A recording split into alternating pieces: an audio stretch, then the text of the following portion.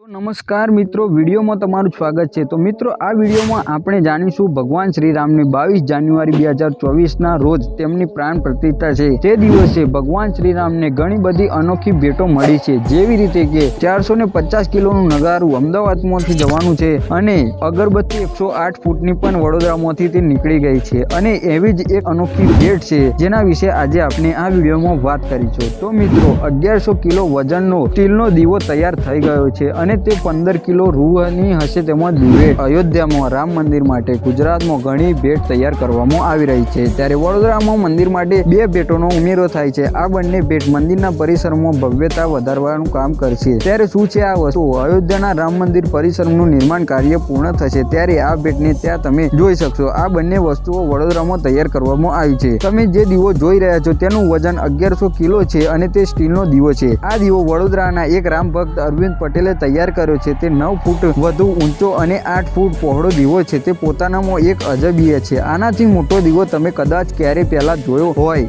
અને કદાચ ના પણ જોયો હોય। દીવામાં પૂરા 501 કિલો ઘીનો સમાવેશ થઈ શકે છે। દીવાના કદ પ્રમાણે 15 કિલોની રૂમાંથી તેની દીવટ બનાવવામાં આવી છે। આ દીવાને જ્યારે પ્રજ્વલિત કરાશે ત્યારે તેનો પ્રકાશ કેટલી જગ્યાએ પ્રકાશિત થશે તે અંદાજો પણ માંડી શકાય તેમ છે। 22મી જાન્યુઆરીએ રામ મંદિરની પ્રાણ પ્રતિષ્ઠાના દરમિયાન આ દીવો પ્રગટાવવામાં